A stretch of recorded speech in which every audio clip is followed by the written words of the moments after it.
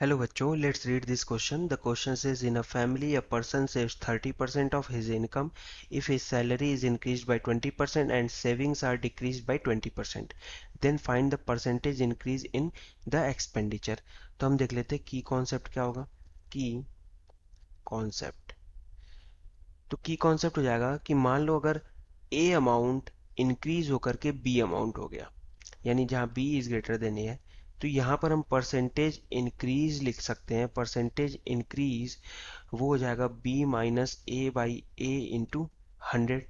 Similarly अगर A amount B amount हुआ but इस बार डिक्रीज हुआ है, यानी B is less than A है, तो हम परसेंटेज डिक्रीज लिख सकते हैं. Percentage decrease A minus B by A into 100. तो ये फॉर्मूला है. इन्हीं फॉर्मूले का यूज करके हम इस क्वेश्चन को सॉल्व करेंगे. बोला कि person saves 30% of his income. तो हम मान लेते हैं कि एक ओल्ड इनकम रही होगी.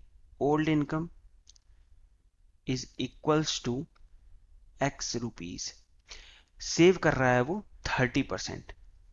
सेविंग इसको हम बोल देंगे ओल्ड सेविंग. ये 30% ऑफ एक्स, 30% ऑफ एक्स यानी 0.3x रुपीज इतना सेव कर रहा है. अगर उसकी सैलरी 20% से इंक्रीज कर दी जाए तो न्यू इनकम क्या हो गई. न्यू इनकम वो हो गई x और x का 20% बढ़ा दिया गया, यानी 20% ऑफ x को ऐड कर देंगे तो ये हो जाएगा 1.2x, क्योंकि 20% ऑफ x यानी 0.2x और ऐड कर दिया तो 1.2x. इतना रुपए हो गया नया इनकम. न्यू सेविंग क्या बोल रहा है. न्यू सेविंग, तो न्यू सेविंग यहां पर आप देखो क्या हो रहा है. Saving are decrease by 20%. Saving जो है वो 20% डिक्रीज कर गई, यानी 0.3x माइनस 0.3x का 20%. तो यहां लिख सकते हैं 20% ऑफ 0.3x. तो ये कितना बन गया. यहां से ये आ गया 20% ऑफ 0.3x यानी 0.06. तो ये बन जाएगा 0.3x minus 0.06x is equals to 0.24x rupees. ये न्यू सेविंग हो गई. क्वेश्चन में क्या पूछा है कि find the percentage increase in the expenditure. अच्छा, तो आप देखो न्यू, पहले तो ओल्ड एक्सपेंडिचर निकालें. Old expenditure. ओल्ड एक्सपेंडिचर कैसे निकलेगा. सिंपल, इनकम माइनस सेविंग, क्योंकि आप सेविंग जो किए वो इनकम में से घटा दो, यानी उतना खर्चा किए. एक्सपेंडिचर मतलब खर्चा. तो इनकम था x, सेविंग था 0.3x, तो ओल्ड एक्सपेंडिचर आ गया 0.7x rupees. Similarly new expenditure निकाल लेते हैं. यहां लिख दें न्यू एक्सपेंडिचर.